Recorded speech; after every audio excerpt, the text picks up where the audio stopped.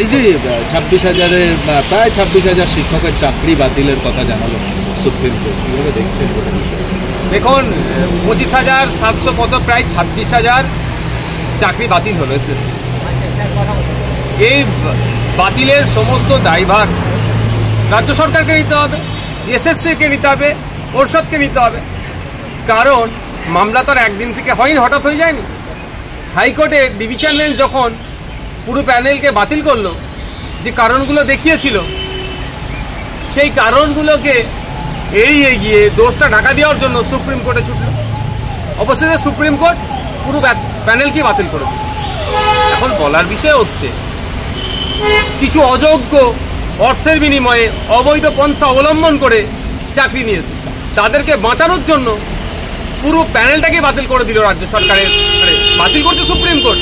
কিন্তু এই রাজ্য সরকারদের জন্য দায়ী আছে। যদি স্যাগ্রিগেশন করে দিত, যদি পৃথকীকরণ করে দিত ঠিকঠাক করে, কারণ রাজ্য সরকার তথ্য এক দিচ্ছে, এসএসসি তথ্য অন্য এক দিচ্ছে, আবার পর্ষদ তথ্য আলাদা দিচ্ছে কতজনকে অবৈধভাবে নিয়োগ হয়েছে, আবার সিবিআই খুঁজে বার করেছে সে তথ্যটাও আলাদা।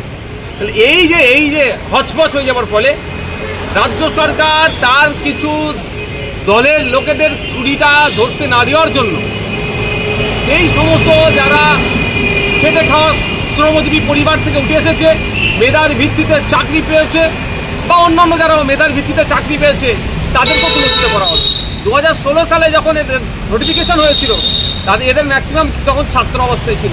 এখন এরা সংসদ ধর্ম করে এটা একটা সমাজে একটা প্রভাব তৈরি হয়েছিল। কিন্তু দুর্ভাগ্যের বিষয়, রাজ্য প্রশাসন, কিছু তৃণমূল কংগ্রেস পরিচালিত সরকার কিছু চোরকে বাঁচানোর জন্য ভালো মানুষগুলোকেও, যারা বৈধ পন্থা অবলম্বন করে চাকরি পেয়েছে তাদেরকেও সৌন্দর্য চোখে ঠেলে দিল। এর জবাব রাজ্য সরকারকে দিতে হবে। আমি বলবো, যারা যোগ্য প্রার্থী ছিলেন তাহলে রাজ্য সরকারকে আপনারা জবাবদিহি করুন গণতান্ত্রিক পন্থাতে। ঠিক আছে।